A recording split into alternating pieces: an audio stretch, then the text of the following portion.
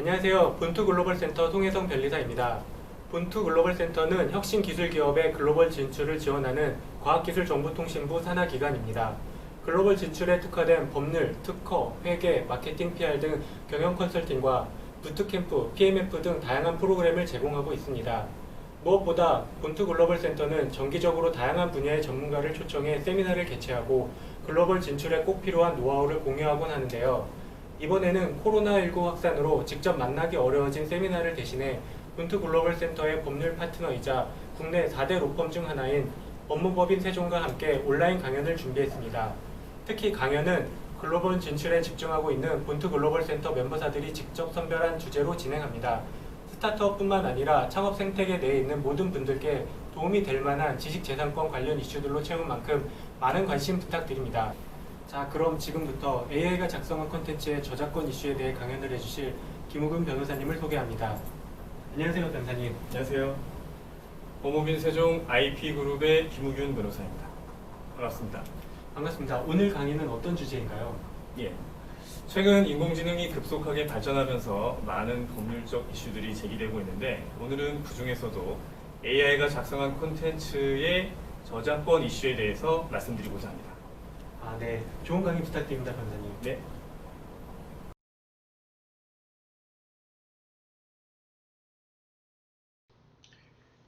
최근 AI 화가가 그린 그림이 한화 약 5억 원의 높은 가격에 낙찰됐다는 기사들이 나오고 있습니다.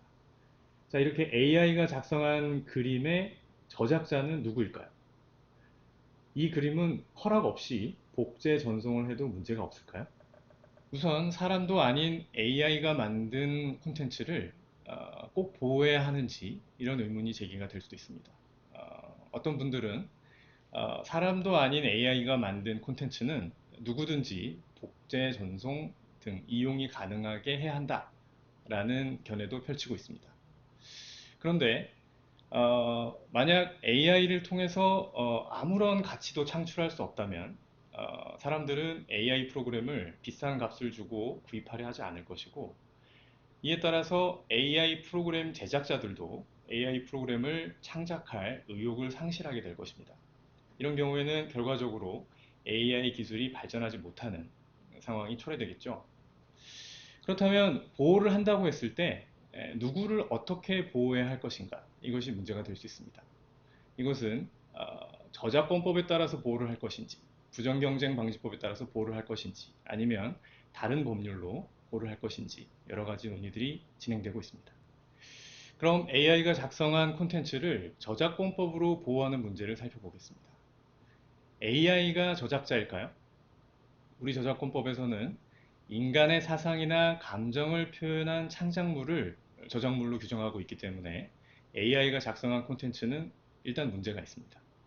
또 AI는 사람이 아니기 때문에 AI를 저작자라는 권리 주체로 인정할 수 있느냐라는 문제도 있습니다. 그렇다면 AI 프로그램을 제작한 프로그래머를 저작자로 볼까요? 프로그래머는 AI에게 그림 그리는 방법을 프로그래밍을 했을 수는 있지만 구체적으로 어떤 그림을 그릴 것까지 프로그래밍을 하지는 않았을 것입니다. 그렇다면 AI를 구입해서 이용한 사람에게 저작자의 지위를 주어야 할까요? 이 사람도 AI에게 사과를 그려라 라는 지시를 했을 수는 있지만 구체적으로 어떤 사과가 그려질 것인지는 전혀 예상하지 못했을 수 있고, 그 사과가 그려지는 창작적인 표현에 대해서는 아무런 기여를 하지 못했을 수도 있습니다. 이처럼 저작권법적으로는 AI가 작성한 콘텐츠를 보호하는 데 여러 가지 문제가 있습니다. 올해 초 중국 심천시 법원에서는 AI가 작성한 콘텐츠를 저작물로 평가하고 그 저작자를 법인으로 판단한 판례가 확정되었습니다. 이것은 우리 법상 업무상 저작물로 인정한 것과 유사한 사례인데, 이 판례에 대해서 좀 더 살펴보겠습니다.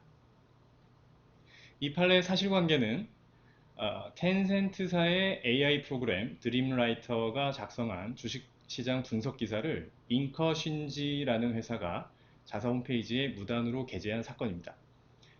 이 AI가 작성한 기사의 내용은 상하이 지수 0.11% 소폭 상승한 뭐 이런 내용, 이런 제목으로 제목을 포함해서 979자, 9개 문단으로 구성이 되어 있고 종합주가지수의 등락 상황, 거래 상황, 지역 간 자금 흐름 상황 등의 내용이 기재가 되어 있습니다. 예전부터 이와 같은 인공지능을 이용한 기사들은 스포츠나 증권, 일기예보 등의 여러 분야에서 활용이 되어 왔었는데 이 중국 판례에서 판시하고 있는 이 기사가 그런 통상적인 기사들과 어떤 차이가 있는지는 명확하지 않습니다. 그런데 중국 법원은 이 기사를 저작물로 판단을 했는데 그 근거들은 이와 같습니다.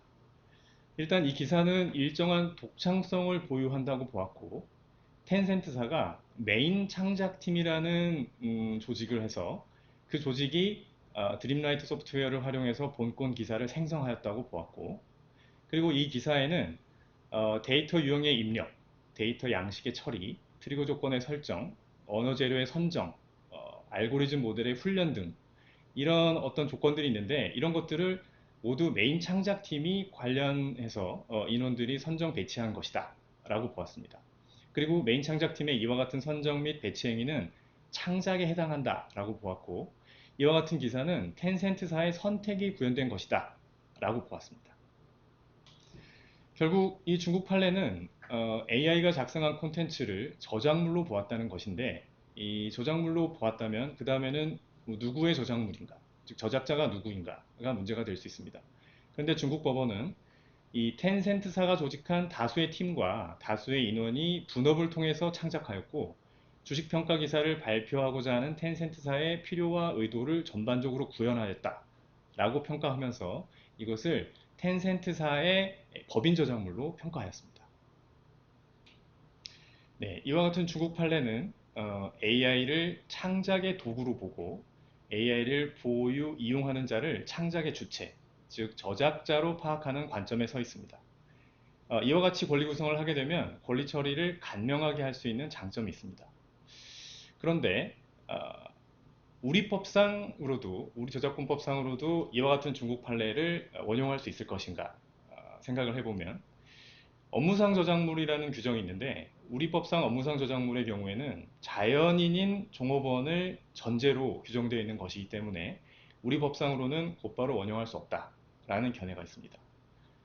또한 사실 메인 창작팀의 창작적 기여가 어느 정도인지 사실은 의문이 제기가 되는데 메인 창작팀과 같은 이용자의 창작적 기여가 없이 콘텐츠를 작성한 AI를 단순히 창작 도구로만 볼 수 있을 것인가 하는 문제도 제기가 되고 있습니다.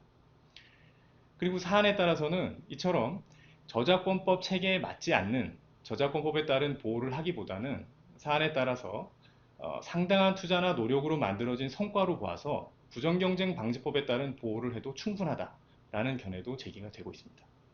여러 가지 의문점들과 문제점들만 소개를 해드렸습니다만 어찌됐든 AI가 작성한 콘텐츠는 법적으로 보호할 필요성이 있다는 결론에는 변함이 없을 것 같습니다.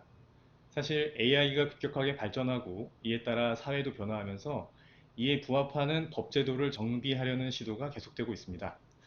그러나 현재로서는 AI의 발전 상황 및 실제 활용의 추이를 지켜보면서 구체적인 사안에 따라 적합한 법리를 개발, 대응하여야 하는 상황입니다. 경청해 주셔서 대단히 감사합니다. 도움이 되셨기를 바라고 다음에는 보다 좋은 내용으로 찾아뵙도록 하겠습니다.